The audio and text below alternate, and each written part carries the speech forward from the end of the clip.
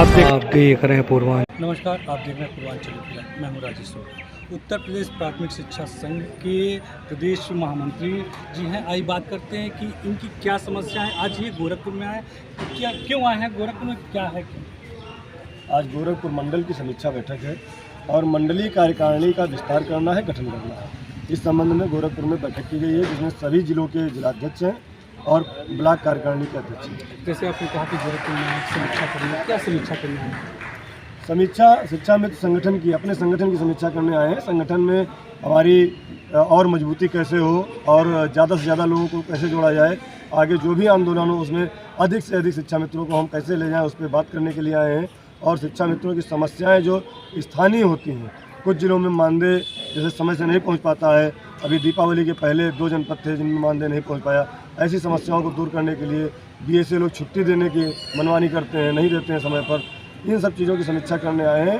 इनकी समीक्षा करके प्रदेश संगठन द्वारा उत्तर प्रदेश के जो वरिष्ठ अधिकारी हैं, श्रीमान महानिदेशक महोदय, श्रीमान प्रमुख सचिव महोदय और माननीय बेसिक शिक्षा मंत्री महोदय के समक्ष रखा जाएगा और इन जिलों की समस्याओं को दूर किया जाएगा। जैसा कि पिछले दिनों आपने लखनऊ में एक आंदोलन किए थे, उसके बाद शासन के द्वारा आपसे वार्ता हुई थी, क्या वार्ता हुई थी और किन मांग को लेकर आंदोलन किया गया था? हम लोगों ने समान कार्य समान वेतन, शिक्षा मित्रों को स्थायी करने और नई शिक्षा नीति में शामिल करने के लिए आंदोलन किया था।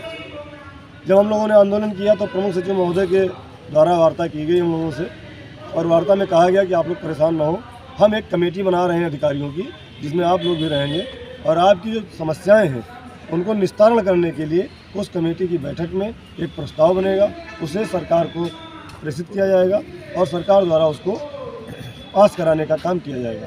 आप जैसा आपने कहा कि संघर्ष शिक्षा मित्रों का संघर्ष बहुत पहले से चला। पहले आप लोग अध्यापक के रूप में थे, उसका शिक्षा मित्रों के, फिर अब आंदोलन करने, क्या लगता है कि आपकी मांगे मानी जाएगी? बिल्कुल, हमें भरोसा है। पिछले 6 साल से हम शिक्षा मित्रों का एक भी पैसा नहीं बढ़ाया गया, जहाँ पर लगातार इंक्रीमेंट बढ़ रहे हैं सरकारी कर्मचारियों के। जिन अध्यापकों के साथ हम बैठ के पढ़ाते हैं उनकी तनख्वाह 70,000 से 1 लाख रुपए है और हम 10,000 में वही सारे काम करते हैं, चाहे बीएलओ का काम हो, चाहे पोलियो का काम हो, राष्ट्रीय कार्यक्रम सारे शिक्षा मित्र करता है, विद्यालय में पढ़ाने का काम शिक्षा मित्र करता है, सारी योग्यता रखता है। लेकिन मानदेय कम होने के कारण शिक्षा मित्र आज तिल कर मर रहा है। अगर 1 महीने के अंदर हमारी समस्याओं का समाधान सरकार द्वारा नहीं किया गया तो हम पुनः लखनऊ में जाकर के विधानसभा घेराव करने का काम करेंगे। जैसा आपने कहा कि 1 महीने के अंदर आपकी समस्या समाधान नहीं, तो क्या समस्या है, मूलभूत क्या समस्या है? मूलभूत समान कार्य समान वेतन और शिक्षा मित्रों को स्थायी किया जाए। यानी कि मूलभूत जो अध्यापक का वेतन है वो वेतन मिलना चाहिए। बिल्कुल, जब कार्य बराबर है तो वेतन भी बराबर होना चाहिए, सुविधाएं भी बराबर होनी चाहिए। अगर आपकी मांगे नहीं मानी जाती तो फिर क्या करेंगे? हम लोग दिसंबर में विधानसभा घेराव करेंगे और तब तक लौटेंगे नहीं जब तक शासनादेश जारी नहीं हो जाएगा। यानी कि पूरी संघर्ष जारी रहेगा जब तक शासनादेश आपको नहीं मिल जाता। तो क्या इस तरह के आंदोलन से मिल जाएगा? बिल्कुल, देखिए ये हमारे जीवन का अंतिम पड़ाव है। किसी की 10 साल नौकरी बची है, किसी की 5 साल बची है, किसी की 2 साल बची है, यहाँ तक लोग रिटायर होने लगे हैं। 23 साल जिसने बेसिक शिक्षा को दे दिया, आज वो खुद भूखा है और जब गुरु भूखा होता है तो बच्चों को कैसे पढ़ाएगा। इसलिए ये हमारे जीवन की अंतिम लड़ाई है और इस लड़ाई को हम जीत कर आएंगे, मर कर आएंगे या जी कर आएंगे, ये सरकार को सोचना है। जैसा इन्होंने कहा कि गुरु जब भूखा होगा तो कैसे शिक्षा देगा, ये सही बात है कि जब गुरु भूखा रहेगा तो शिक्षा पे ध्यान कैसे देगा। अब बात करते हैं आपसे, आप अपना परिचय पहले आप।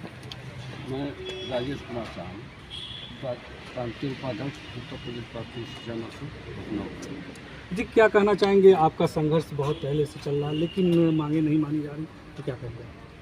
हम आज तक जो भी पाए हैं संघर्ष के बल पर पाए हैं और हमारा संघर्ष पिछले महीने 18 अक्टूबर को एक विशाल धरना प्रदर्शन हुआ, जिसमें डीजी साहब और प्रमुख सचिव सब ने एक वार्ता के लिए कमेटी बुलाकर हम लोगों को 2 बार बुलाए। हम लोगों की वार्ता असफल हुई।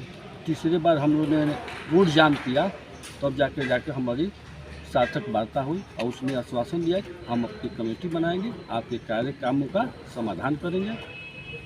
यानी कि कमेटी बन गई ये होगी तो फिर 1 महीने का आपने टाइम दिया, तो क्या 1 महीने के अंदर आपका मांग मान ली जाएगी?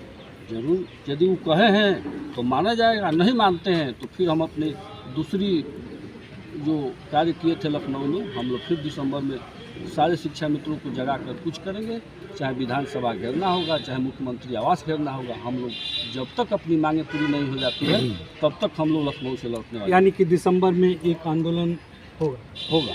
यदि हमारा मांग पूरा नहीं होगा तो हमारा आंदोलन अनवरत चलेगा, होगा नहीं अनवरत चलेगा।